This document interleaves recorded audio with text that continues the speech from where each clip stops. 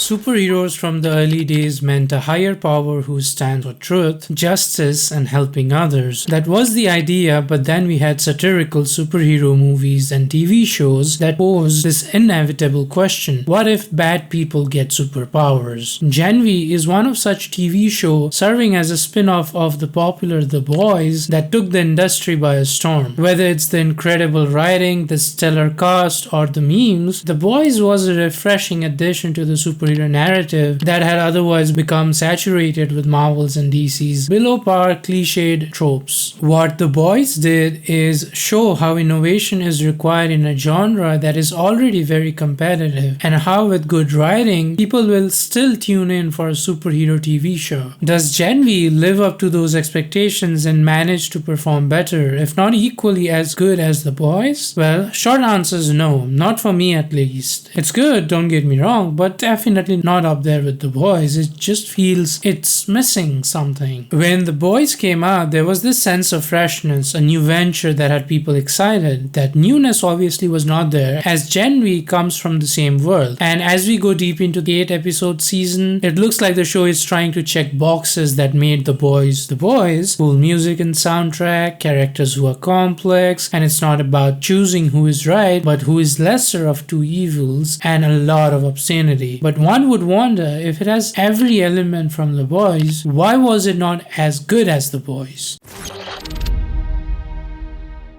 Gen V, which I think is Generation V, the first generation of soups who understood they were made by Compound V. Eric is one of the three creators of the show, who was also the initial showrunner for Supernatural, which is a show that is very close to my heart. But long story short, there is an overlap between writers and creators who made The Boys and have contributed to Gen V as well. So it's certain we will find all tropes that were used in The Boys and some new stuff as well. IMDb says, from the world of The Boys comes Gen V, which explores the first generation of superheroes to know that their superpowers are from Compound V. These heroes put their physical and moral boundaries to the test, competing for the school's top ranking. I mean, this is true, but half the truth. This does not give the complete story. There are only 5 to 6 main characters we follow in the entire university, and I don't even know who the complete top 10 students are, the ranking they are fighting for, leave alone what tests were exactly being conducted for them to get into top 10. I don't know. Here's what the real premise might look like if I were to explain to you what the show is about. We follow the character of Marie, who is the main protagonist of the show. She is a soup and has powers to control blood. When Marie was 10, her powers manifested during her first period. As it was the first time her powers were being displayed, unable to control that, she accidentally kills both of her parents, leaving herself and her sister Annabeth the only survivors of the accident. As a result of this, Marie is relocated to the Red River Institute, and later when she grows up, she is accepted to Godolphin University, pursues to become a hero and, find her sister, get back to her, change the way her sister saw her, who sees her as a monster who killed their parents. Her getting into Godolphin University, meeting new people, making friends, making enemies, making frenemies in a way, realizing the university isn't what she actually thought, getting sidetracked with unraveling a mystery the university is hiding, forms the true premise of this show. This plot sounds really interesting in concept. However, an unpopular opinion that I might get a lot of hate for, the main protagonist's motivations to get into Godolphin and possibly get into Seven, the motivation that she has, never resonates well with me. It's a hit and a miss. The gravity of the situation never feels earnest, and I didn't really care so much for her actions. Sometimes I did, sometimes I didn't. I don't know if it's the acting, the screenplay, or if it's just the show taking time away from her and focusing on the chaos the school is hiding itself from. Towards the end, it kind of gets mixed up and you don't even know what storyline you should be focusing on. However, if you look at The Boys, it was chaotic as well, but we start caring for Huey from the very start, right after his girlfriend dies in the freak accident. His actions are somehow our actions and we root for him when he wants to get revenge from A-Train.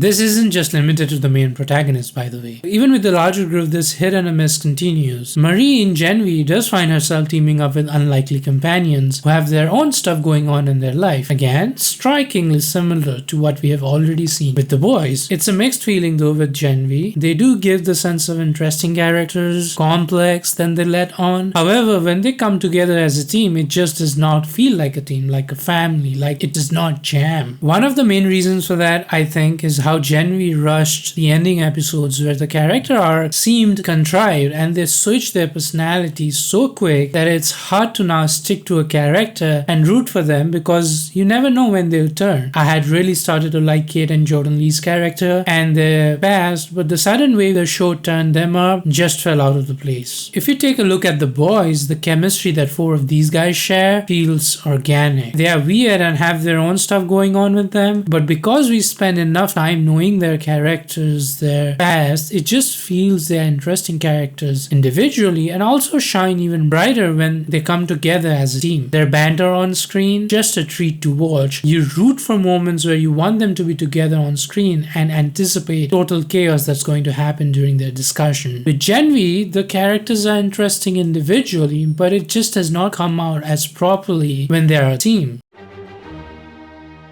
Gen V is a good watch. There's nothing wrong with it if you're just looking to have some fun. One obvious question then would be, why even compare these? The Boys was the first introduction to this world and that's always going to be a tad bit better. At least for me. Why even influence your experience by just comparing? The simple answer to that is because the show itself proudly embraces the fact that it's not different from The Boys. It in fact walks its shadow, a protagonist who tries to do good but ends up sometimes choosing the wrong side because the entire world is wrong and you just have to choose the lesser of two evils, find the most unlikely companions, but have to work together to defeat a common, stronger foe. Satire on real world problems, social media scandals, good music and soundtrack, and lots of obscenity. If the show does not try to run away from it, I don't know if the comparisons will ever stop. The good thing is, even with all this scrutiny and expectations, the show's done really good and people have liked it for the most part. The only thing that I'm hoping to see more of in season 2 is it's spending time with all these interesting characters and not rush to make them completely different than what they were like yesterday. Homelander and Butcher cameos linking this to season 4 of The Boys has really made some headlines, and I too can't wait to see The Boys in June. Let me know if you guys like Gen V and if you too think The Boys is a superior show, or maybe you like Gen V more. Let me know why you came to that conclusion in the comments below. Thanks a lot for watching the video. Catch you guys in the next one.